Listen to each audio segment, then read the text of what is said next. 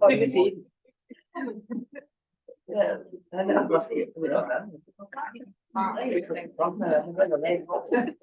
right, good afternoon, good morning, and good evening, wherever you are. Welcome to this exciting session, Basic Income and the Creative Arts. It's my personal mission to give the basic income movement a AAA status, which is academics, activists, and artists. And we have three speakers today, and we're going to start with Sam Whiting. Sam, the floor is yours. Sure. Thank you, Hilde. I really like that AAA status. I haven't heard that before. Am I coming through loud and clear? So thanks for that introduction. So I'm Dr. Sam Whiting. I'm a lecturer in creative industries at the University of South Australia, fellow of the Australian Basic Income Lab, and an elected city councillor for the city of West Torrens, which encompasses the western suburbs of Adelaide in Australia.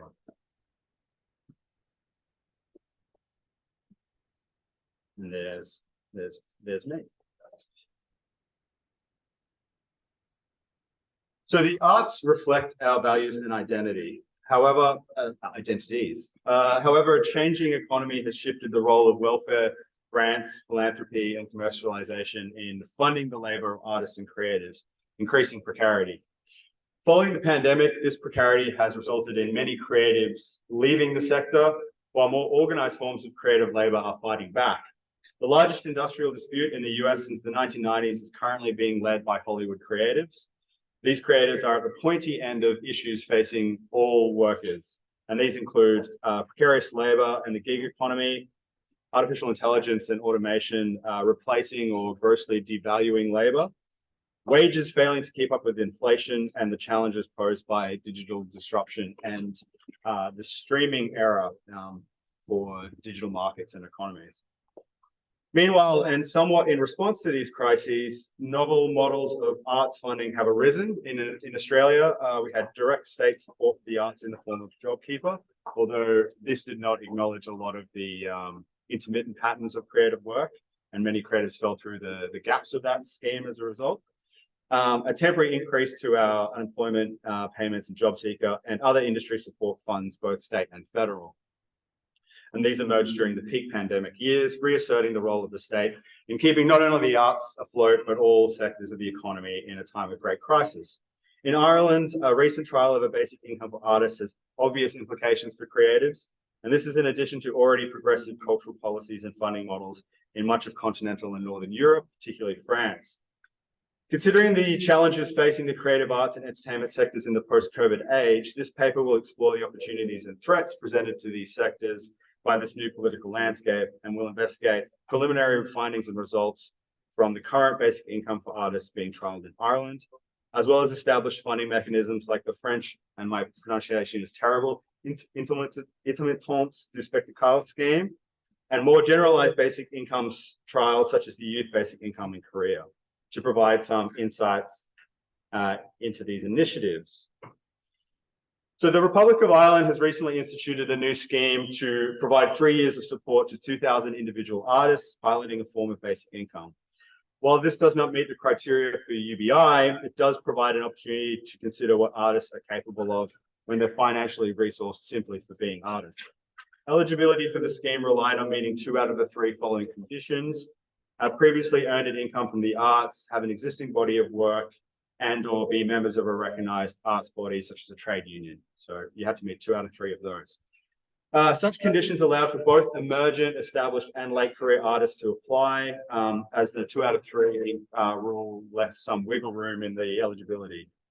Out of approximately 8,200 eligible applicants, 2,000 were selected by lot, so randomly out of that pool, which allows for a genuine representation of the artistic community in Ireland. A further 1,000 eligible applicants were selected as a control group to measure the outcomes against. Successful recipients are now receiving a weekly income of 325 euros. So that's about 450 Korean won, 450,000 Korean won a week, and can earn additional money without this basic income being affected. Although this is slightly less than the current minimum wage in Ireland, it provides a substantial financial floor for artists and cultural workers. And beyond the eligibility barriers, the trial fulfills most other components of an unconditional basic income. However, recipients have cited a substantial level of reporting, which could be considered conditional. So some benefits identified might include novelty. Bespoke BI scheme for artists addresses their relative lack of bargaining power and reduced ability to advocate for wages and conditions due to both the atomized nature of creative labor and the excavating of the welfare state beyond that. Decentralization, unlike most other arts funding schemes, such as bursaries or grants, the BIA is largely decentralized, providing artists with autonomy and a greater sense of agency. It's a medium-term trial. There's 3 years of guaranteed funding. It's enough time for a significant effect on financial planning and security. Obviously, it generates a lot of publicity and discourse, putting basic income into the public eye. The impact on time and the politics of time, as Guy talked about earlier, and he's got a book coming out. So the relative lack of conditionality allows artists time to focus on their practice and their work processes. Interestingly, anecdotal evidence has revealed a major increase in applications to the Irish Arts Council's grants and funding schemes during the first phase of this trial. So this kind of indicates that many interested artists may not have had the time to apply for those conditional funding schemes and grants previously now have that time. And the BIA and that time release associated with it reveals a sort of improved equality of opportunity for further conditional funding awarded by the state. Obviously, it relieves some hardship.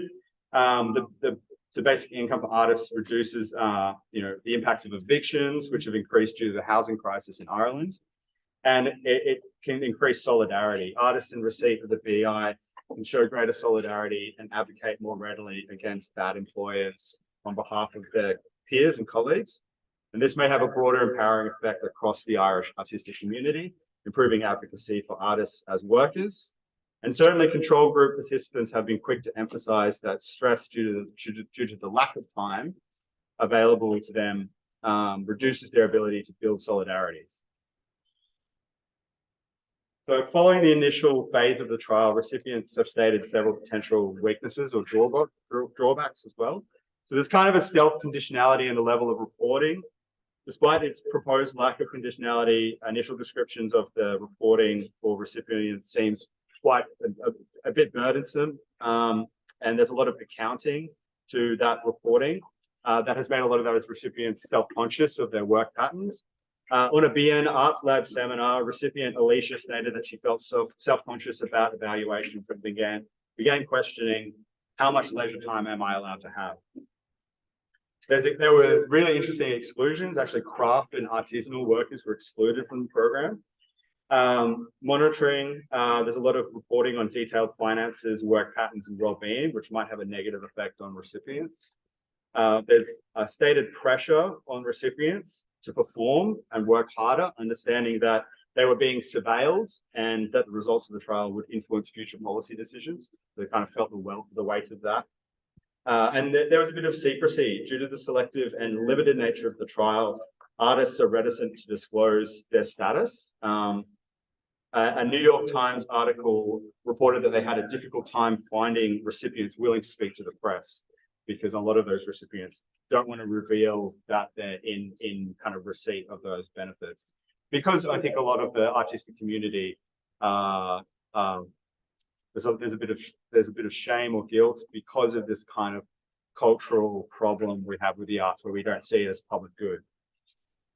This combination of pressure and secrecy has resulted in a perceived social responsibility to produce more work, which can be framed as both a positive and a negative, and also the legitimating factor of the government having deemed the recipient a capital A artist might be met with either discomfort or pride, depending on that recipient. Oh, I've gone too far. So the basic income for artists trial is being heavily monitored by Irish policymakers and researchers, and I'm looking forward to getting my hands on that data once it's released. Until then, we only have largely anecdotal and partial accounts to draw on, and the length of the trial has given recipients financial security and the ability to plan more effectively. A number have stated that if it weren't for the basic income, they may have abandoned their artistic practice as a professional pursuit. So there's also a reported sense of urgency and social responsibility, a pressure to make the most out of the experience, knowing that it's time limited. However, this comes with a level of anxiety that these artists might not have otherwise experienced. Evidently, conditionality and other limitations remain a key barrier to discerning the effectiveness of basic income schemes. So the Intermittent du Spectacle, or the IDS, is a French unemployment insurance stipend that applies to performers and other audiovisual workers that declare at least 507 hours of activity over a 12-month period. So such declarations are made by employers and are counted differently per activity. For example, one performance by a musician amounts to 12 hours of work. Created in the 1930s to subsidize film industry workers alternating between short-term contracts and periods of unemployment, the scheme was expanded to cover a variety of cultural workers in the 1960s and guarantees a government-subsidized stipend. So like compulsory superannuation in Australia or other employer-dependent pension schemes, where creative workers are engaged with work, they and their employers are obliged to pay social contributions into the scheme. These are known as declarations. Workers can then claim a basic income designed to compensate for periods between jobs. IDS therefore protects against the uncertainty of project-based employment and may also subsidize perpetual underemployment in certain environments. Although the scheme has been under attack by successive neoliberal governments in France, and in the early 2000s, there was quite a lot of protests around this, it still presents a fairly gold standard in how to support working artists in the developed world. However, such a policy also requires political consensus around the provision of culture as a public good, alongside health and education. And unlike a basic income for artists, the scheme is administratively burdensome and prone to abuse by both workers and employers. So benefits, it's obviously a very established policy. The IDS is a point of national pride for the French, and given its almost 100-year history, serves an important role in promoting the role of culture in shaping national identity, as well as the status of artists and performers as workers worthy of ongoing public support. Therefore, any changes to the scheme often come at a great political cost. Centralization, the centralized nature of the scheme means there's a greater deal of oversight and the ability to evaluate and research outcomes. However, this somewhat politicizes it. Solidarity and mutual aid, there's a cultural practice amongst recipients who have met their minimum hours to share additional hours with their peers. This is particularly evident among musicians.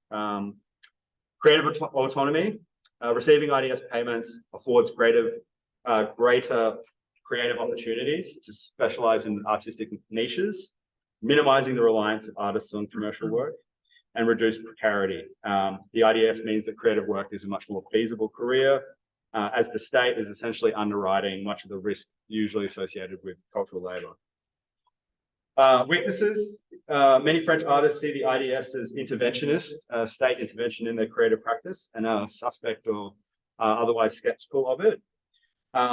Like compulsory superannuation in Australia, employers and workers can undermine the scheme by foregoing declarations for greater pay up front. And this is commonly referred to as black work, informal engagements that are not declared and where social charges are not paid. So there's a bit of a black market in terms of that. Circumstantial, the IDS system exerts different pressures on different people, reflecting their own circumstances and priorities. It's not universal. This obstructs the emergence of greater solidarity. And that ties into atomization. Even defenders of the scheme who are more collectivist-minded stated that far from providing a collective platform, IDS assigns a highly personalized set of decisions to every individual. And this is a quote: the pernicious effects of intermittence is that it has atomized everyone, all artists, everyone for his or her own dossier. And then commercialism versus integrity. Declared work is more likely to be commercial in nature. So once that threshold's met, obviously there's more creative freedom, but it does kind of push workers towards more formal forms of work. And that is seen often as a threat to artistic integrity. The association of declarations with that kind of work stigmatizes IDS status and participants, and some are hostile to it, dismissing it as institutionalized art. Overall, the most significant finding from a lot of the English research, and unfortunately, most of the research on this is in French. I haven't actually been able to find much English research, and I'm getting into the French research now. A lot of the most significant finding relevant to a discussion of basic income for artists is that efforts to impose material regulation on creative labor markets are rejected if they interfere with creatives' own individual decisions. So creative autonomy is still seen as sacrosanct to these workers and artists. The capacity for IDS to either materially support or institute obligations that interfere with that autonomy shape recipients' attitudes to the scheme. Whereas a basic income for artists largely alleviates this problem due to its lack of mutual obligation. Moving on to Korea, although I've been unable to find much specific research on the impact of the youth basic income on creatives, broader research findings can be extrapolated from the scheme. So for context, eligibility for the Gyeonggi youth basic income was limited to participants that were 24 years old as of the trial's institution in April 2019, and were living in Gyeonggi-do province. Recipients received 1 million Korean won a year.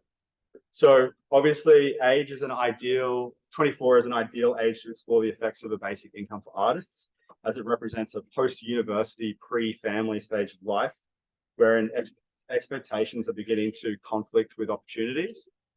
Broader cultural policy agenda, a basic income for artists in Korea would suit the country's broader cultural policy agenda, which has poured a great deal of resources into the arts, but popular music, film, and TV specifically. Although this policy agenda has largely been delivered by institutions, both public and private, a basic income for artists may improve the broader cultural infrastructure of the country to improve results long term, as the current industrial concentration of the Korean cultural sector's development leaves it open to risk, and also means that it's a fairly top-down hierarchical sector featuring a fair bit of systemic exploitation that's been documented quite widely.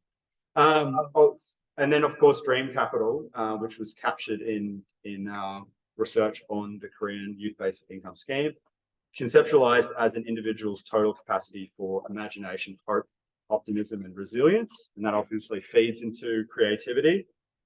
And there was a demonstrated improvement in that kind of outcome. Some weaknesses, as with previous BI trials, the limitations mean it's difficult to extrapolate findings. The effect on artists is fairly under-investigated, and I would argue that it's a fairly underfunded scheme. Unlike the Irish basic income for artists, the 1 million won that youth basic income artists, youth recipients receive annually does not amount to a living wage, and it's about a 23rd the size of the basic income for artists. So that Irish trial, the results from that are really going to be quite illuminating, because it is a substantial amount of money. But further, and more recently, beyond the youth basic income, the current governor for Gyeonggi province, Dong-Yong Kim, has recently announced opportunity income for artists, which was implemented earlier this year, and aims to provide 1.5 million won annually. As this is a new trial, the impact is still being discerned. However, the way that the artist opportunity income has been framed in policy discourse strongly emphasizes the social value of arts and culture, reflecting a public good approach to cultural labor and its value. And this is a fairly profound rhetorical shift. It's, rather than focusing on the economic impact and taking that economic rationalism argument around the value of creative industries, focusing on the social impact and the public good, that's quite a substantial kind of reframing. And it'll be interesting to see if the scheme can be advanced upon. More research is needed on this scheme in particular. So just to conclude, a political economy approach to cultural funding is necessary in discussions of basic income for artists, as public support for the arts is often a question of national priorities and identity. For the Irish and certainly the French, supporting working artists is about elevating the cultural status of those countries by treating art as public good and funding it accordingly. Such cultural and political differences make it difficult to contrast and compare such schemes effectively, as each are very much a product of national values. A more helpful investigation of basic income for artists might be to compare the basic income for artists scheme in Ireland and the IDS scheme in France against welfare, against more generalized unemployment welfare schemes that have been utilized by artists to subsidize their creative practice, as the role of bargaining power in particular and the way that funding schemes might improve artist bargaining power is observably the most significant economy-wide implication of a basic income for artists. That power to say no and the freedom to say yes to good and bad work, which a lot of artists don't have. So that's me. Thank you. Thank you so much, Sam. If you're okay with that, we will leave the questions until after the three speakers have shared their views. So we move on to our second speaker, which is, if I pronounce it right, Kristiina Hyryläinen, who is online. Kristiina, can you share your views, please? The stage is yours.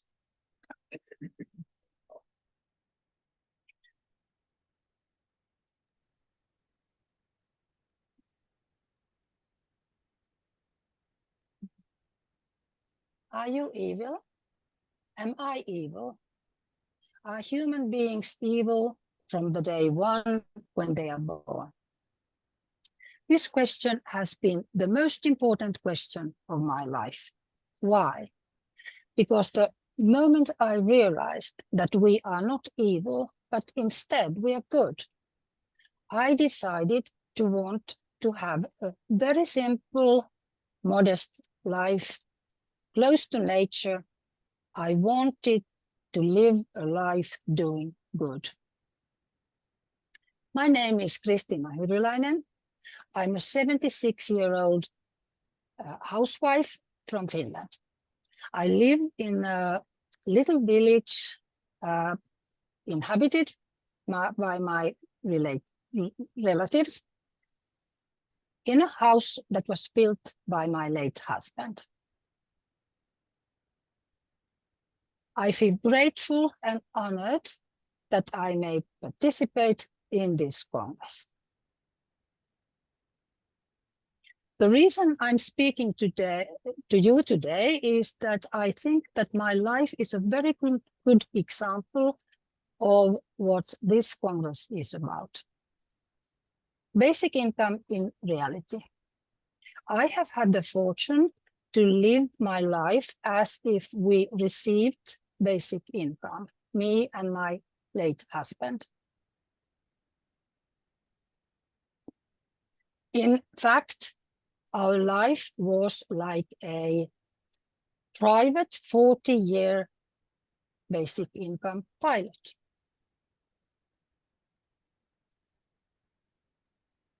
How and why we had the possibility to live our lives as we did. I'll tell you that in a while, but first I want to tell you why I, as a child, always pondered the question I started with: are human beings good or evil? As a child, I lived in a house with my grandfather, who was a very, very religious man. In his religion, Christian Lutheran, there is a strong belief that human beings are evil and sinful when they are born. I was taught this too. But later on, when I went deeper into the foundations of religion, I came to think differently. I realized that it's only a belief. It's not true that human beings are evil, fundamentally flawed. What a burden was lifted off my shoulders. It's very easy. Doing good, you're good. We are all good. I am good. But now to the story of our life and how it started. The most important event in my life was when I met my husband, Matti. I met him at the Finnish patent office where we both worked some 50 years ago. He was the research engineer and I was the secretary of the CEO. Matti was a warm-hearted, intelligent, creative man. I was especially impressed that he had been a single parent for his 9-year-old son, which was very rare in those days in Finland. He was handy. He had renovated his flat, made a canoe for his son,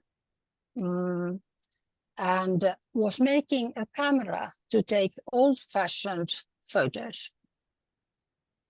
He also had a French car, old French car, which I loved.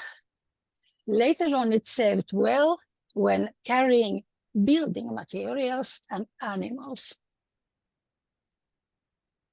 Matti had a purpose for his life, to write a theory for a democratic economy. I wanted to support him, to do my share of our project. We soon understood that we could not live our lives as we wanted if we stayed in Helsinki. So we moved to the countryside, to the small village where I lived with my relatives when I was a child. So what was our life like? As I told before, we lived as if we received basic income. So it was very simple. We had a small house. We had to carry our drinking water from the neighbor's house, wood heating, no warm water, no TV.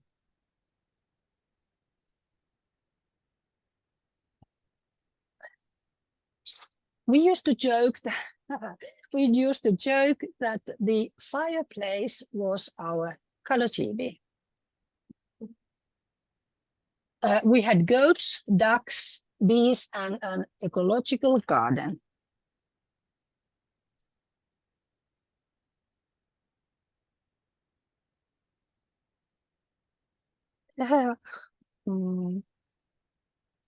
We picked berries and mushrooms and went fishing.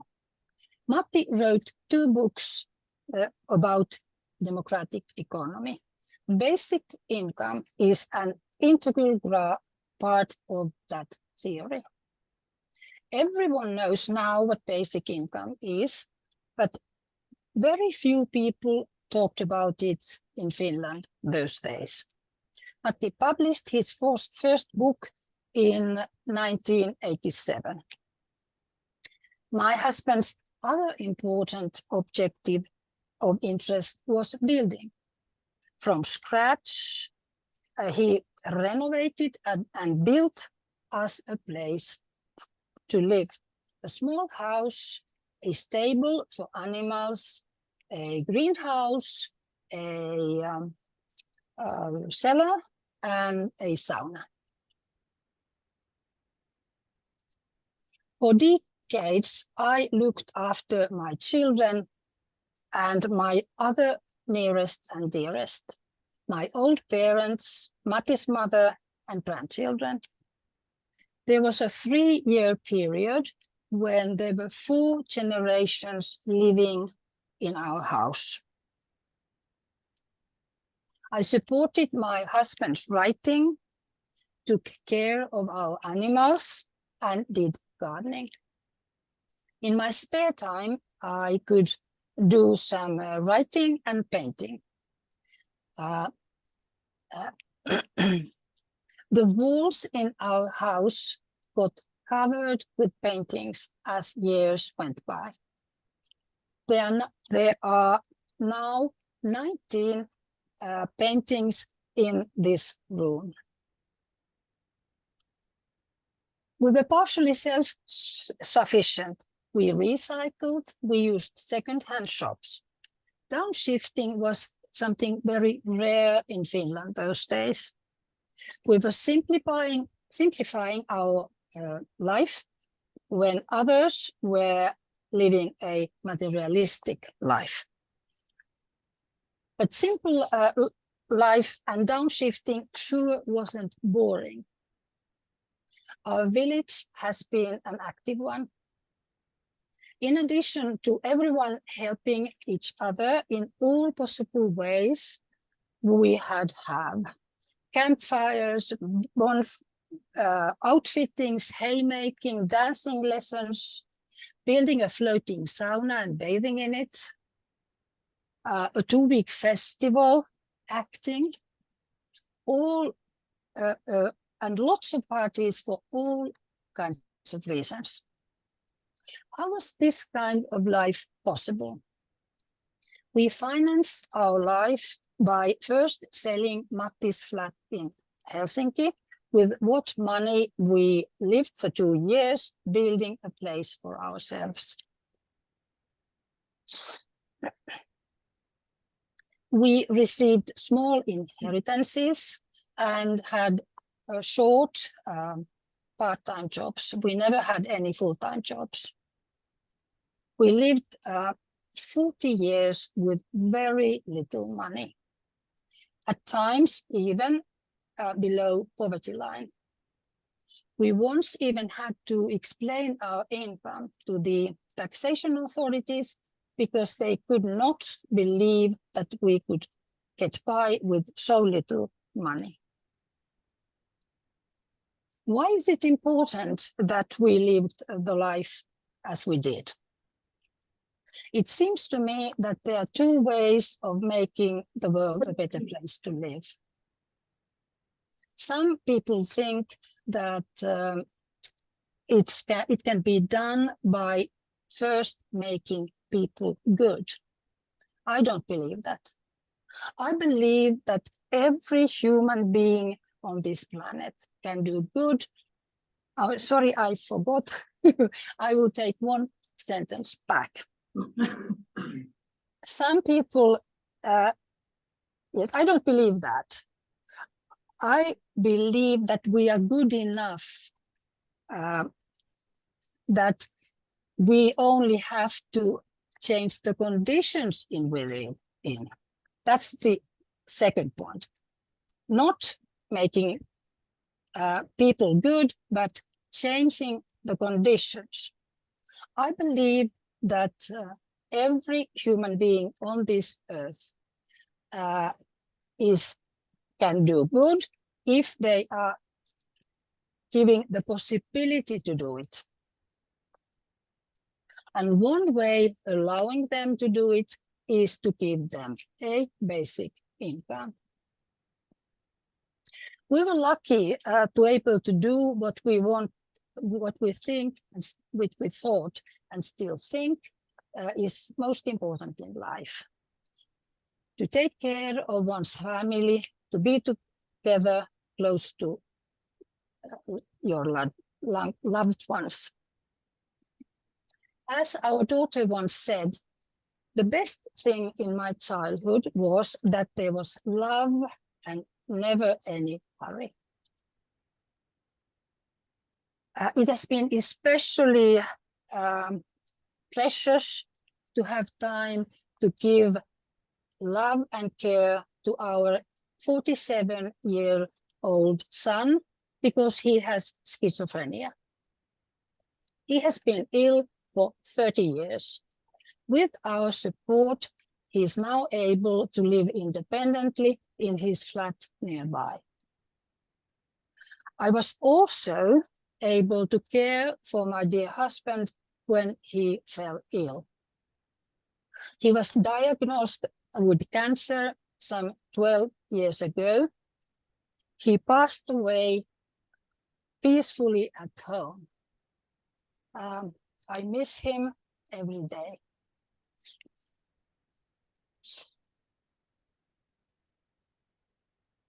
It has been very rewarding to fulfill one's nature of doing good, not to say no to cries for help.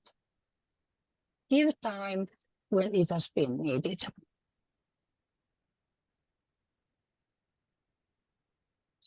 As we have done so much ourselves, we have spared a lot society's money. We have cared for our children and old parents. There has been no need for institutional care like daycare or old people's homes. From the point of view of nature and climate, our life has also been good. All the most significant aspects of our life are not materialistic, but spiritual. The relation to our nearest when living a simple and modest life.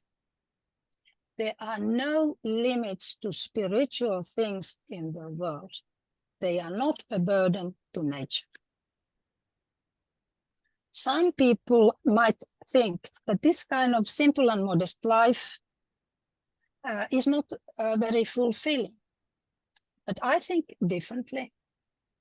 I have the feeling that I have reached all the levels of the Maslow hierarchy of needs.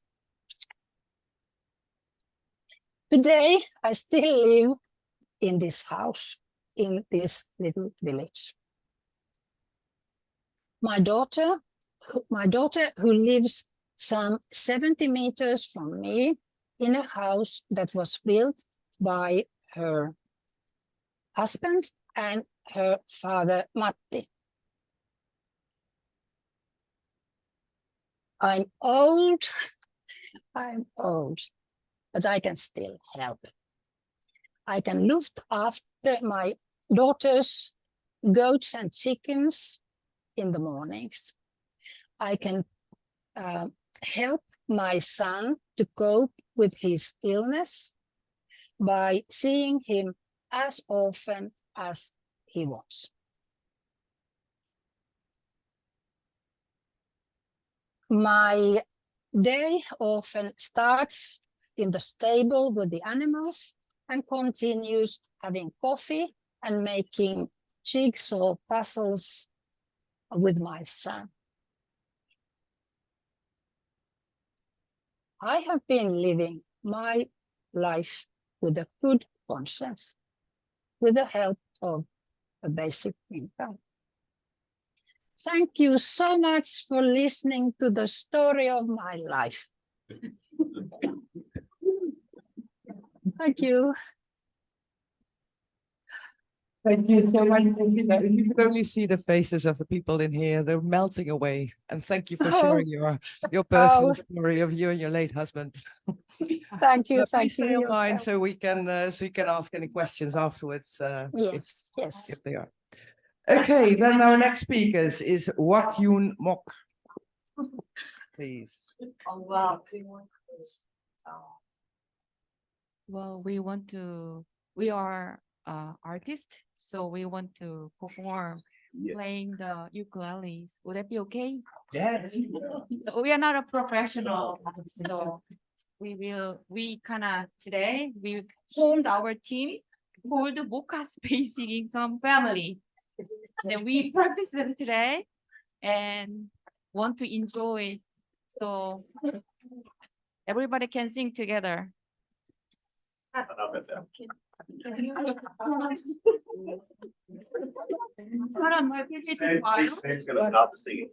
Yes, yes. We're gonna sing. PPT 파일에 노래 가사가 있어. So she just learned how to play the dead drum. Can you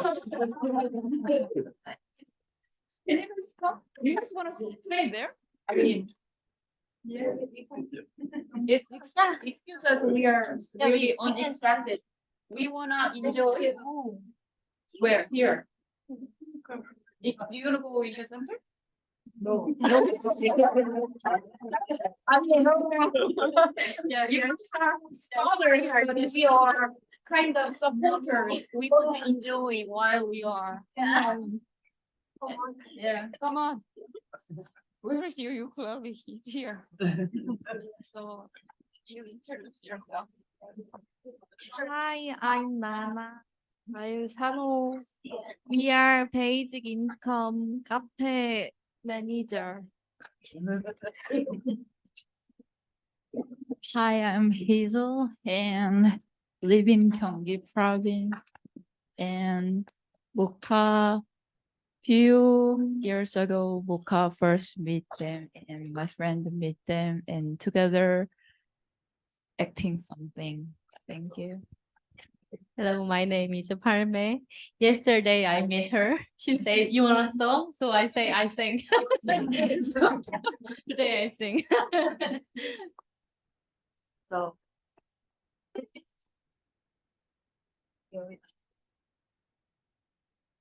What song are we?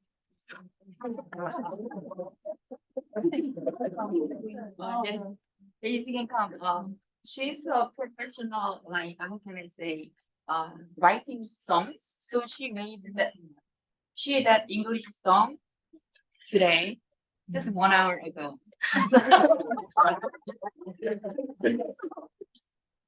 So are you guys ready? You guys can just follow us. Yeah.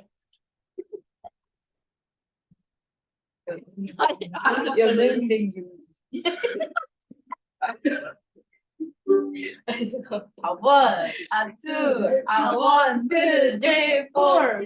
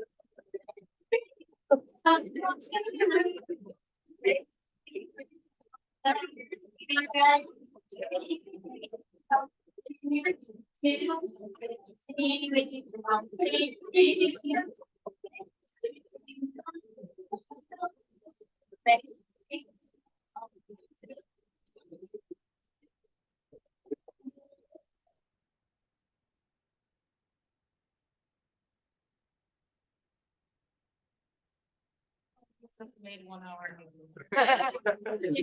Encore. We can do more. But we can do one more. You are my sunshine, because you guys are our sunshines. And four.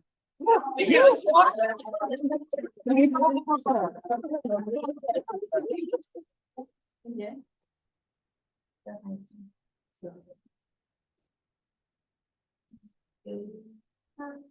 You are a one, a two, a 1, 2, 3, 4.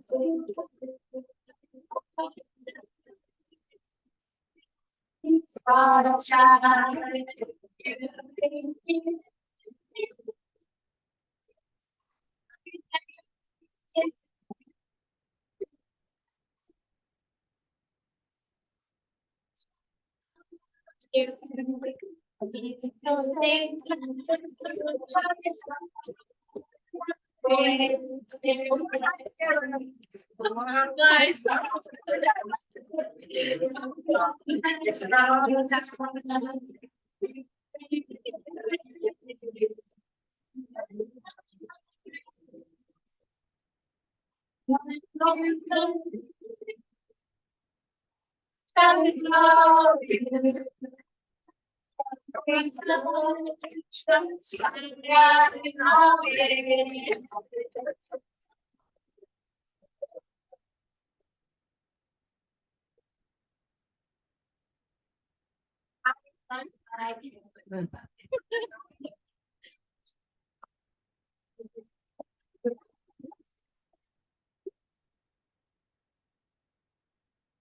we wanted to show that we are not professional artists, but we can enjoy with basic income if you guys can pay attention to artists.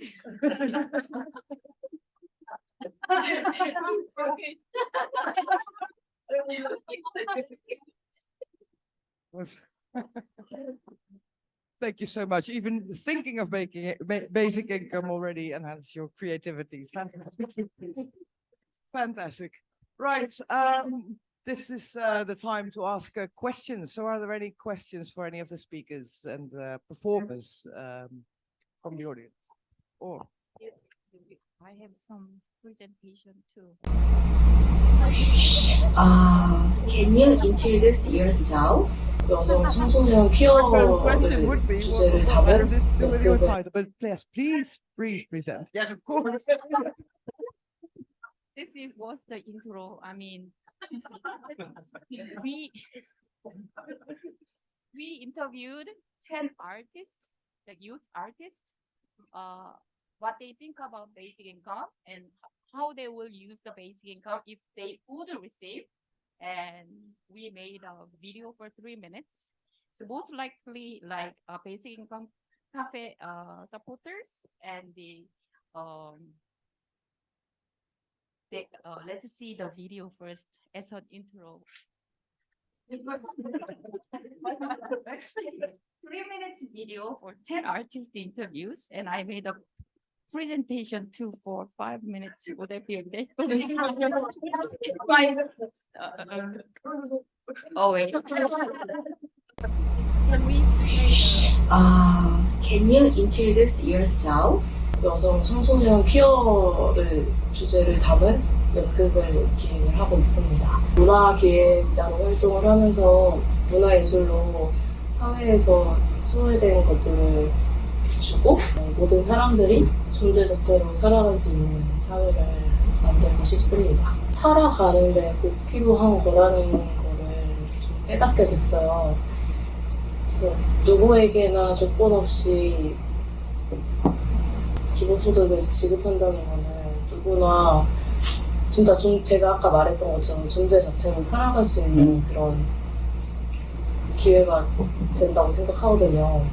저는 대전에서 이제 연극 배우 그리고 연극을 제작하기도 하고 또 연극 치료사로 경제 활동을 하고 있는 한은성이라고 합니다. 연극이라든지 연극 치료 안에서 참여자를 만날 수 있을 때 소품이나 공연을 올라가기 위한 그런 도구들, 기술적인 부분에 저는 투자를 할 것 같아요. 이들이 자리를 잡지 못하고 있으니까 더 질 높은 예술이라든지 질 높은 어떤 도움이 잘 안 만들어지고 있는 거거든요. 그래서 이 기본소득을 통해서 이들의 노동의 의미, 이들의 하는 예술가로서의 가치, 이들의 이름을 만들어주는 거예요. 잃어버리고 있으니까. 네. 그래서 저는 그 의미를 만들어주는 것만으로도 그거 자체가 사회가 한 단계 올라간다면 할 수 있을 것 같고 노래 짓고 부르면서 살고 있고요. 간간히 글 쓰는 일도 하면서 그리고 텃밭을 모카와 피스어스와 함께 읽으면서 모농숲과 함께 읽으면서 살고 있습니다. 개인과 개인 간의 그런 노동을 교환한다든지 아니면 공동체 안에서 그렇게 노동을 교환한다든지 하는 방식을 좀 꾀하지 않을까. 문화예술이 개인의 측면에서 봤을 때 이 공동체가 나를 환대해준다라는 감각을 좀 주는 것이라는 생각이 들어요. 생긴다면 나 또한 이 공동체와 뭔가 상호작용하면서 이 공동체에 대한 뭔가 Artists used to get basic income. Actually, my opinion is a bit complex. Maybe those artists who are seeking for better opportunities need basic income, but they mostly need better support to make their life successful. True. For example, in case of musicians, they need better chances to use studios, for example, or good record contracts. As Jesus said, give a man a fish one day and you will raise his hunger, but teach that person how to fishing. Observation, we did journal and artwork. 한편, it was Corona. Corona season. So I got money from programs. For equality, basic income is very important to artists and the other people. So please do continually 이게 어떤 답을 내리고 저희가 뭐 해보자라는 것들에 부담감을 내려놓고 계속해서 느슨하지만 지속적인 이런 연대랑 또 이런 활동들이 그런 움직임들을 계속해줬으면 좋겠고 저도 마음과 제가 뭔가 함께 할 수 있는 것들을 연결하고 싶습니다. 화이팅! We love you. Keep on going. Cheers. Cheers. 기본소득 카페 너무 좋아요. Basic income. Come to Basic Income Cafe, South Korea. Come to 카페 베이직 인컴. Come to Cafe Basic Income. Thank you. Thank you. 웰컴. Welcome.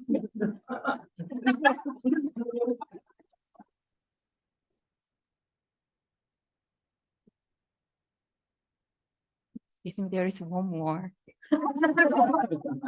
I interviewed 10 artists and I, how can I say, made a slide and conclusion and implications.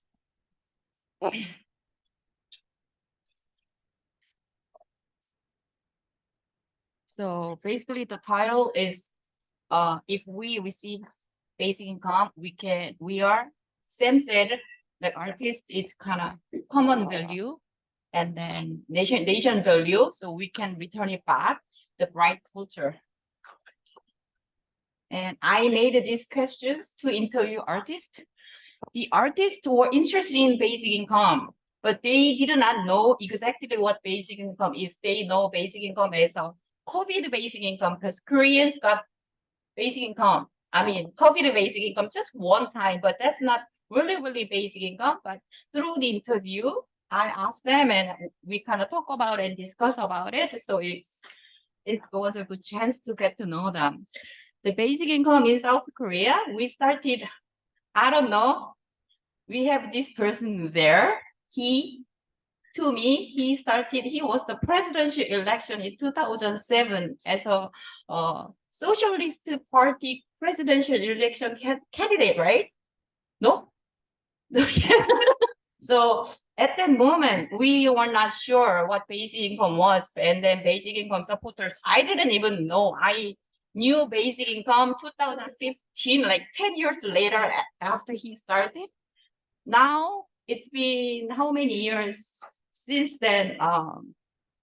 After 10 years, he and his members went to Montreal. I met him in Montreal. For the first time, I knew what basic income was. So what is basic income? What is the basic income, right? And then they went there and I helped them. And we were trying to host the following Congress in Korea. So in 2016, we hosted Congress in South Korea. At that moment, we were kind of new to organize basic income. So at that moment, Korean people did not know basic income well. Even my sister didn't know. And they thought it was not kind of dreamy. But it became almost a reality in Korea right now after 10 years. So thank you for making this huge, how can I say, reality to South Korea. And I'm going to talk about only art basic income South Korea. Sam was talking about Gyeonggi province art basic income has kind of weakness that they didn't talk about it specifically for the artists. But in it is true, and like basic income party members, they were talking about campaigning that artists need basic income in Gwangju, $1,000 per year. It was just campaigning and arguing, but they didn't get elected really much, maybe 0.3%, 0.5%. So I interviewed these 10 artists. So let's say specifically, most of them are this artist, she said it's interesting that she quit working full time and she tried to work like 5 programs without funding. In South Korea, you guys cannot be an artist without getting government funding. You cannot survive. But she said she works more than full-time workers than having funding programs. So I'm saying the Korean funding system is not really well, that it's too competitive and you need to compete with other artists. And even though you get funding, you feel sorry that other people did not take it. And even though you get funding, you have a lot of paperwork and a lot of things to do before you get the funding. And then also that doesn't include, Nana said, Nana is here. She said the funding does not include labor cost. So you get funding, work a lot, but you get only the money that you government need to work, but no labor working. So she doesn't want to work for funding anymore. She would rather work at the convenience store, like at the mart, or it's because you get paid more than working for government funding. Anyway, so this member, it's she is an artist, but she's a novelist. But even government funding doesn't include her field.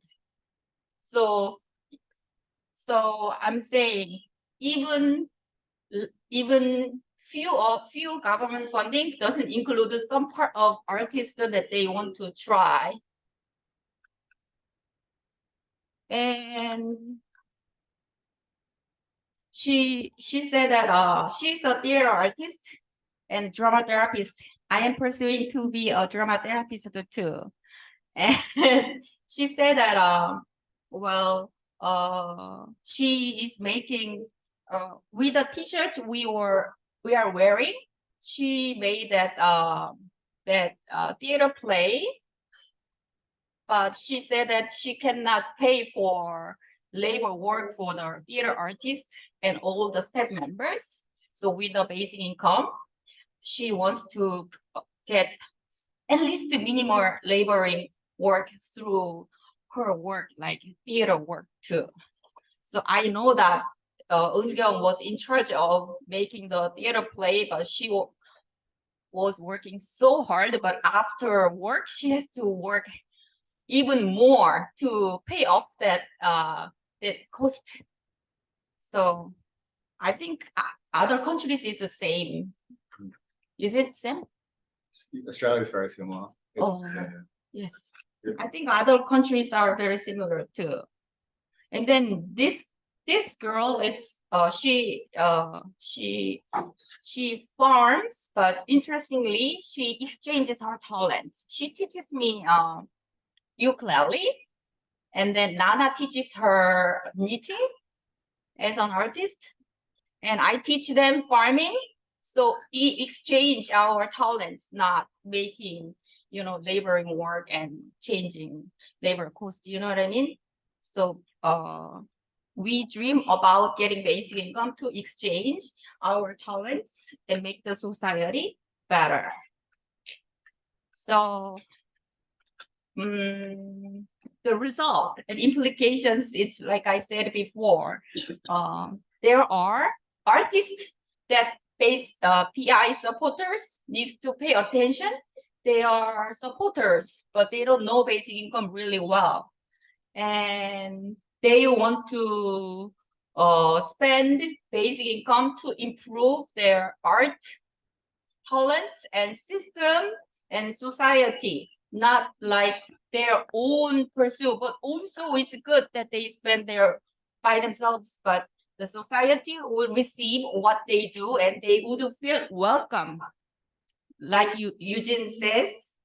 So that's my slides and limitation and discussions. It's just little interviews, and we needed to talk other countries, and let's make artists getting basic income together, Sam. Right? Thank you.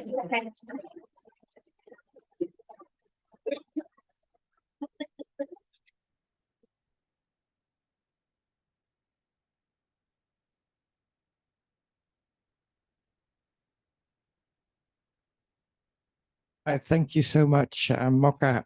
Thank you. Sorry about interrupting you. Right, now we've arrived at the questions.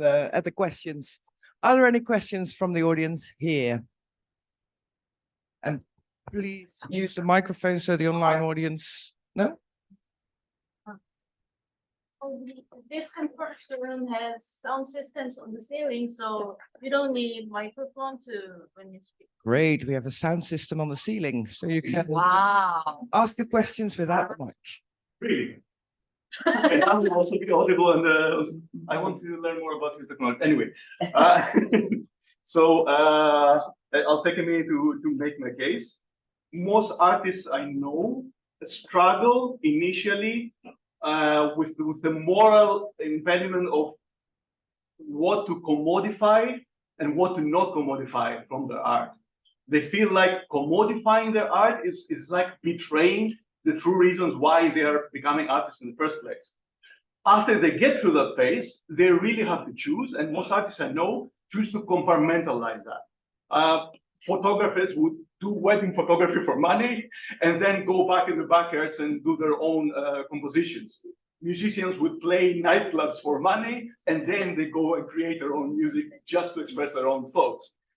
Poets would do the same. A painter I know paints portraits of rich people for money and then goes home and does his own completely for himself art that is just expressing himself. So there is that aspect. And that is kind of is enforced based on the kind of nature of work and how we stupidly conflate the value of work with what gets money and what doesn't get money, and how we link that to the means to survival. So basically, an artist nowadays, in most countries at least, is forced to commodify part of their art in order to just survive, and that's a very difficult conversation to have with artists. I believe basic income can really help provide meaning in that and provide real freedom of choice to artists as it does in every other aspect of society. I also feel that automation, like everything else, exacerbates that discussion. Because where we thought, for example, that AI would take away the bullshit jobs by the definition of David Graeber, it ends up affecting artists the most. Because what it does automate away is the repetitive creative work that does not require authenticity, which is AI is not able to produce. You can use Midjourney to create book covers, illustrations for games, to proofread articles or churn out blog posts that just are there to improve your SEO and not really produce novels of work of value. It takes away that what artists used to rely on for survival and makes that question of making a living in order to basically invest in your true art for art's sake, like Oscar Wilde used to say, even more difficult. So it's not exactly a question, but I'm asking for your comments on that. Like, how do you feel basic income can answer questions like that and help artists continue to find meaning through their art? Sure. Yeah. I guess I don't need a microphone. That's a very complex topic, and obviously gets to a lot of ideological questions around public value and the social contribution of art and how we value art as society. I think basic income has a lot to offer in this space, but I think it needs to be like the Irish trial, a wage that is close to a living wage, like enough to almost survive on in itself. I do not necessarily think the commodification of art in itself is a bad thing, but alleviating the pressure to always prioritize the commodification of art definitely helps artists make better choices and prioritize their practices and their labor practices, and allows them flexibility to concentrate on those projects that are more self-actualizing, and those projects that might be more commercial, and also empowers them to find a middle ground where they might be able to find commercial work that is self-actualizing and where they can carve out an authentic niche for themselves as artists. So I think I'm becoming more and more convinced that basic income has more to offer the arts than any other funding model for the arts. And also, I think basic income will impact artists and creative workers much more substantially than a lot of other parts of the economy, because unfortunately, because of I think a lot of what you're talking about is based on a romantic assumption and notion that I think is actually quite toxic, because this idea of artists are brilliant geniuses like manna from heaven, that has actually atomized artists, it has broken down solidarities, that's actually contributed to their inability to see themselves as workers and to build, collectivize, which is because you don't want to unionize and acknowledge that you're a worker and part of a collective if you're a brilliant genius. So that's obviously an ideological cultural problem. But setting that aside, I think basic income has a lot to offer cultural workers because of how atomized, and they are the original gig workers, and so they're further down that path of precarity than most other workers in society. So yeah, I'm increasingly convinced of it. But as I said, I think it needs to be close to a living wage. It needs to be an amount that is almost subsistence wage to make an impact on artists' lives. Yeah. Want to comment on that? Well, living wage. Like, how much your question was how much living wage would basic income would be good? Is that what you were saying? No, I simply wanted your comments on how you feel basic income, unconditional basic income, can contribute to difficult choices for artists regarding how? Yeah. What impact do you think it will have on artists? How can I impact? We just do what we can do, and I was trying to do some kind of movement and activities for artists, but the more I try, the more I get tired and difficult. So we just enjoy lives, doing what we can do. That's the thing I can help the artist. Is that the answer? Did you get the answer from me? It is one answer for sure. Okay. Kristiina, do you want to comment? Yeah. If you're still there. Kristiina is muted, just in case.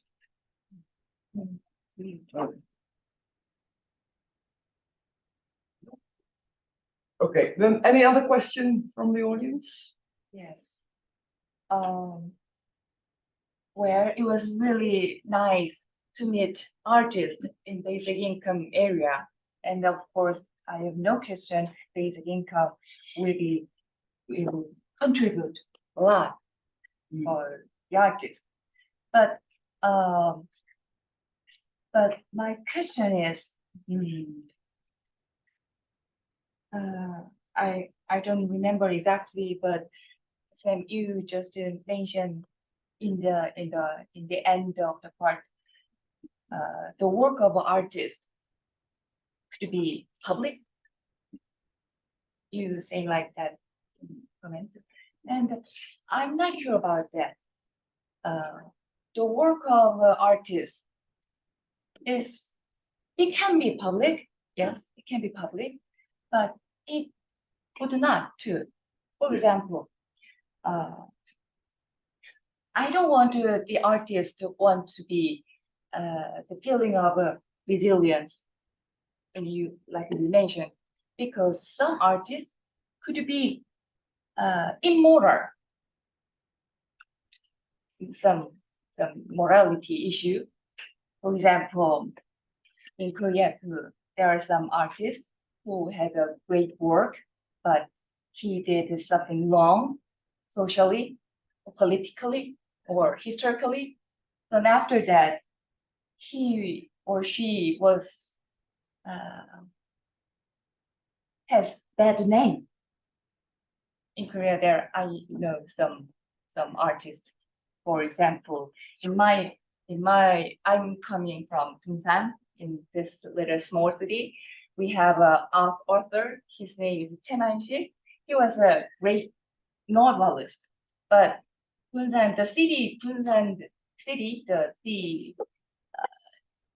they pursuing this author because his act, he did what is that? The pro-Japan when Korea was a Japanese colonial era, and he did something good for Japan, like people we have to work, blah blah blah. But actually, he did not so much that, and he apologized for what he did, and he's the only one who apologized for what he did. But even though the government, the local government does not want to have him as a symbol of this city, it's too burden for them, for the city. So they pursue. Anyway, so that kind of problem could happen in the artwork.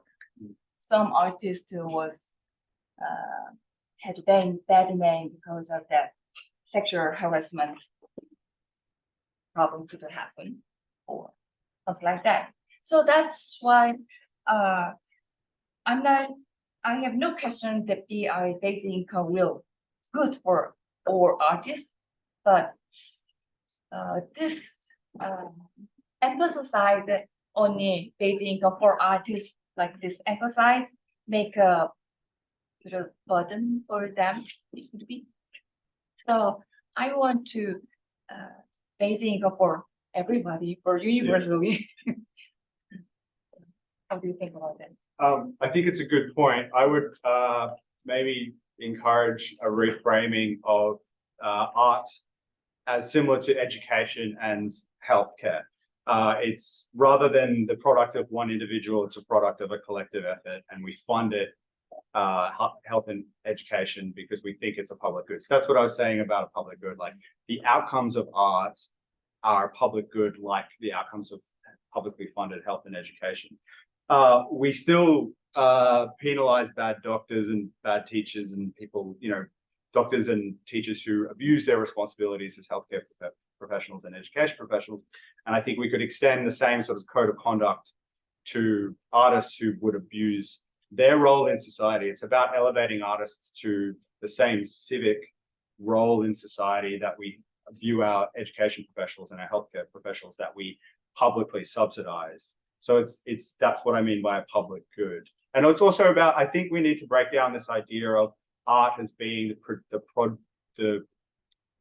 the output or the product of individuals. I think all art is the product of collectives, as is healthcare and education. So we have this, I think generally across most of the world, we have this very individual idea of the artist.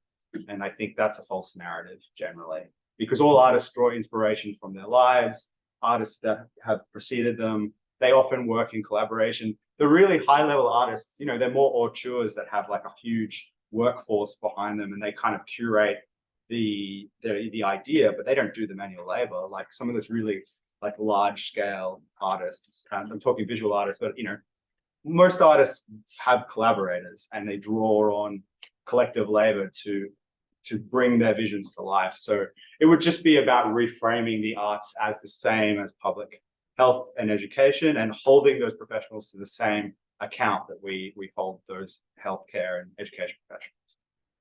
But I think it's a good point in terms of social responsibility of, especially if you're publicly subsidizing workers. We have time for one very short question. Just quickly, just think about public support for artists and public support for basic income. So public support for artists and the value of art, I think, as its public contribution was really highlighted during the pandemic.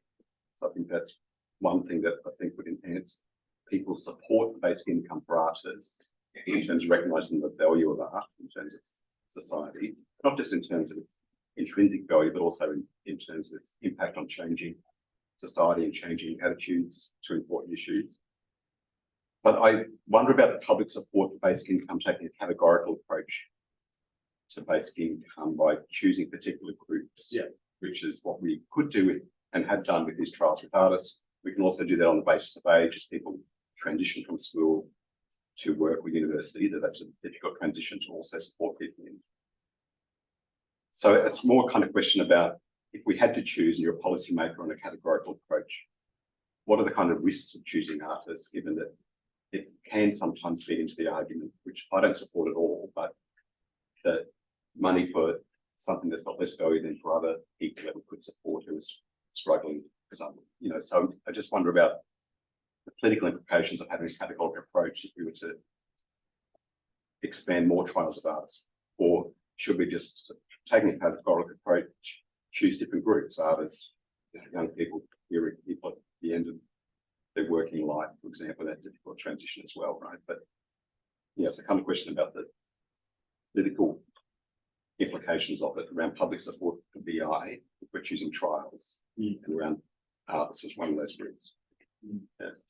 Yeah, no, I agree. I think universality is what we're kind of pursuing, because with targeted trials and focusing on specific groups, then it leaves those trials open to political attacks, depending on how we value that set of workers that we've given basic income to.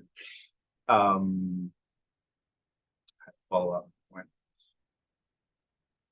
I think, well, the political implication, the Irish trial was a compromise, right? I think it was the Greens wanted a large-scale UBI trial across the country, and they formed a coalition government, and they acknowledged that the cultural sector had been destroyed through the pandemic. So they were like, well, you want a basic income trial, these workers need support, so it was political convenience and a compromise that was, you know, specific to that context. I definitely agree that this targeted approach kind of stigmatizes and limits the outputs and results, and then sort of creates political problems down the track. So I know it's the policy of Basic Income Australia, for example, it was to implement an unconditional universal basic income, but at a very small amount, and then grow that. And I think that's probably the most politically expedient, or like the best way to kind of pragmatically implement it. But I think artists, the thing I guess I'm interested in, because I'm a cultural sociologist, so I'm not a political scientist or an economist. I'm really just interested in what it does to cultural work to resource artists simply for being artists. And a lot of arts are publicly funded and subsidized anyway, but they're highly conditional. They favor people who are really good at writing grant applications, so they're usually highly educated, or they favor certain institutions. Or on the other side of things, you're just throwing money at profitable enterprises that are seen as like there's a bit of a neoliberal thing there on the other end of the spectrum. So if you're going to publicly fund artists through other means, why don't you create a more of a universal application rather than putting all of these, I think, fairly classist, sexist, other sort of discriminatory barriers in the way of artists. So, but then obviously there's that eligibility criteria. So it's very complicated. It's a modified statistic practice, I think, what a basic income does. Yes. I think sorry, I have to interrupt because the next session is in 5 minutes. So really, thank you very much for your contributions. Thank you for bringing the joy into the basic income movement, because basic income is about joy. And enjoy the rest of the conference. Thank you very much.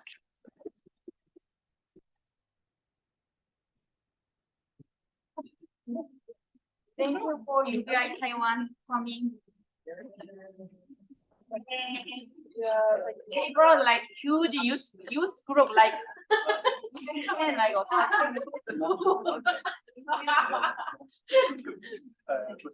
forgot to mention you.